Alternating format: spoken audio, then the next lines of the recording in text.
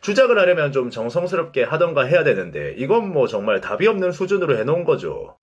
뿅. 네, 유튜브 시청자 여러분들 반갑습니다. NG용입니다. 여러분들께서는 스타쉽 엔터테인먼트라고 하면 보통 어떤 이미지가 떠오르시나요? 세대별로 정말 괜찮은 아이돌 하나씩은 꼭 찍어내는 회사라는 이미지도 있고 뭐 시스타, 아이브, 몬스타엑스, 우주소녀, 크래비티 뭐 괜찮은 아이돌이 정말 많이 포진해 있는 그런 회사죠. 하지만 대부분이 생각하는 스타쉽 엔터테인먼트라고 하면 아무래도 주작의 회사라는 이미지가 가장 강할 것 같습니다. 일단 가장 유명한 건 프로듀스 X 참가자들의 증언이 터졌던 거죠. PT 수첩에 나와서 프로듀스는 스타쉽 듀스라고 불릴 정도로 주작질이 만연했다라고 증언을 해버린 건데요. 그 이후로 프로듀스 시리즈가 진짜 조사 이후에 주작 프로그램인 게 밝혀지면서 엑스원은 활동도 제대로 해보지 못하고 공중분해가 되어버렸습니다. 그리고 뭐 19년도에 우주소녀 원더케이 팬 이벤트 사건도 있겠죠. 우주소녀가 팬 사연을 받아서 1일 데이트를 해주는 이벤트를 한 건데 알고 보니까 이벤트 공지가 올라가기 전부터 이미 팬들을 다 섭외를 해서 사전 미팅 인터뷰까지 다 마쳤던 거죠. 그런데 스타쉽에서는 섭외한 팬이 평소 팬들 사이에서도 네임드인 유명한 팬이라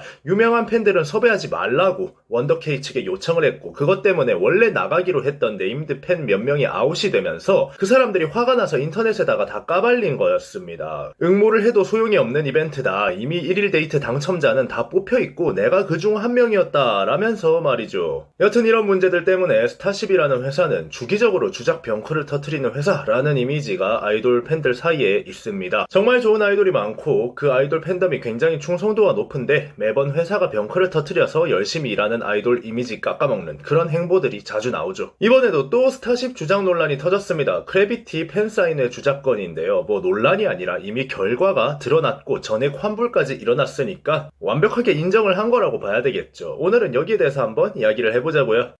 뿅. 여러분 아이돌 정말 좋아하시는 분들은 팬싸 컷이라는 말을 아실 겁니다. 팬사인회 컷이라는 말인데 이게 뭐 공개적인 정보는 아니고 정말 팬사인회를 많이 다니는 팬들끼리 서로 공유하는 그냥 돌고 도는 말입니다. 어떤 뜻이냐면 이 아이돌의 팬사인회에 참여를 하기 위해서 기본적으로 얼마 정도 써야 된다라는 기준인 건데요. 많은 소속사들이 이 팬싸 컷을 높이고 싶어 합니다. 팬싸 컷이 높다는 건 결국에 앨범이 많이 팔렸다라는 걸 의미를 하는 거거든요. 앨범을 사면 팬사인회에 올 수 있는데 이 팬사인회에 오려면 기본적으로 200만원을 써야 되는 아이돌이 있으면 300만원을 써야 되는 아이돌도 있겠죠. 그럼 팬사컷이 200인 아이돌보다 300인 아이돌이 당연히 앨범이 잘 팔리고 더 잘 나가는 아이돌일 겁니다. 회사 입장에서도 돈을 더 많이 벌 수 있는 거고요. 이 개념을 알고 이야기를 들으면 훨씬 쉽게 이해를 하실 수 있을 겁니다. 회사 입장에서 팬 수는 비슷비슷한 상황이고 팬사컷을 올리려면 어떻게 해야 될까요? 팬사인회에 오는 입구를 좁히면 되겠죠. 사실상 남자 아이돌 같은 경우는 팬수가 거의 거기서 거기입니다. 애초에 대중성을 바라보고 남자 아이돌이 제작되는 게 아니라 팬덤 장사를 위한 방향성이 잡혔기 때문에 남자 아이돌 좋아하는 사람들만 죽어라 앨범 사주는 고인물판이 되어버렸거든요. 그러니까 막 갑작스럽게 앨범이 떡상하는 그런 기적이 일어나지 않는 이상은 팬들 수는 거의 거기서 거기고 팬사인회에 참여하려고 앨범 사는 사람들도 거의 거기서 거기입니다. 그런데 그런 상황에서 우리 아이돌 급을 올리고 싶고 앨범을 더 많이 팔리게 하고 싶으면 팬싸 컷을 올리면 되겠죠. 팬싸 컷 입구가 좁아지면 당연히 같은 숫자의 팬들이 더 많은 앨범을 사게 되는 거니까요. 그래서 이번에 스타쉽이 선택한 방법이 뭐냐, 팬사인회 당첨 명단을 유령 명단으로 미리 채워놓는 거였습니다. 가상의 인물을 당첨자라고 이야기하고 팬사인회 현장에 알바생을 불러서 오게 하는 거죠. 뭐 당첨자가 30명인데 15명을 유령 명단으로 미리 채워둔다면 앨범을 구매해서 당첨될 확률이 절반으로 줄어든 거잖아요. 그러면 당연히 팬덤 내에서 앨범을 구매하는 사람들은 이 팬사인회에 오기 위해서 평소보다 2배의 앨범을 사야만 올 수 있게 되고 그렇게 팬사컷이 자연스럽게 높아지게 되는 겁니다. 이런 방법은 명백한 팬 기만이고 사기죠. 그런데 이번에 그걸 했다가 걸려버렸네요.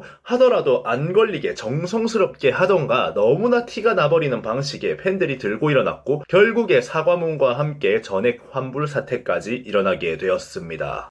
뿅. 자, 사건은 이렇게 진행이 됐습니다. 아이돌 팬사인회는 두 가지가 있죠. 대면 오프라인 팬사인회와 영상통화 팬사인회, 이렇게 두 가지가 있습니다. 이번 크래비티의 팬사인회는 대면 팬사인회 30명, 영상통화 팬사인회 135명 예정이었대요. 자, 3월 25일 오후 2시에 팬사인회 당첨 명단이 나왔는데 갑자기 전산 오류가 났습니다. 이벤트 당첨자 명단을 다시 공지하겠습니다 라고 하더니 뭐 전산 오류로 한두 명 당첨자가 바뀐 게 아니라 싸그리 당첨자가 다 바뀌어 있던 거예요. 대면 팬사인회 당첨자 30명 중에 15명이 바뀌어 있었으며 심지어 영상통화 당첨자는 135명 모두가 처음 공개되었던 당첨자와 다른 사람으로 바뀌어 있었습니다. 그런데 이게 에버라인과 사운드웨이브, 그러니까 앨범 음반사 두 곳에서 동시에 같은 행보를 보였다는 거죠. 전산 오류가 일어났던 거면 한쪽 회사만 전산 오류가 일어나던가 해야 되는데 크래비티 팬사인회를 전담한 두 음반사가 동시에 전산 오류로 인해 당첨자 명단을 바꾸어 버렸다. 사실 이게 너무나 말이 안 되는 이야기지요. 그러다 보니까 아까 제가 말한 방식, 즉 팬사인회에 유령 당첨자를 넣어서 입구를 좁히고 팬사 컷을 올리기 위한 수작질이 아니냐라는 의혹들이 나오기 시작하는 겁니다. 거기다가 트위터에서 익명이긴 하지만 허위 명단 작성을 한 게 맞다는 알바생을 고용한다는 증언들이 나오기 시작합니다. 팬사 컷 땡땡땡 만원으로 주작을 하려 한다라는 뜻은 아까 제가 말한 방법으로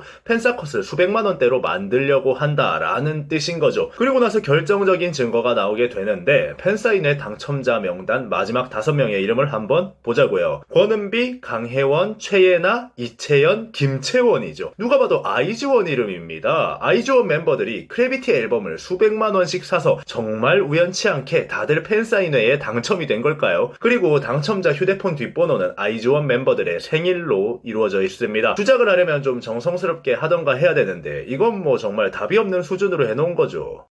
뿅. 그래서 제가 스타쉽에 있는 동생한테 이번 사건에 대해서 아냐고 연락을 해봤습니다. 뭐 어떻게 굴러가고 있는지, 회사는 타격이 좀 있는지 이런 거에 대해서 좀 알아보려고 연락을 했습니다. 그런데 이것저것 취재하던 도중에 했던 말들이 너무나 인상적이라서 프로필을 가리고 좀 여러분들께 보여드릴까 해요. 근데 뭐 스타쉽 병크는 워낙에 유명하고 관례 행사 같은 거라서 거의 양식장급으로 병크를 생산해낸다.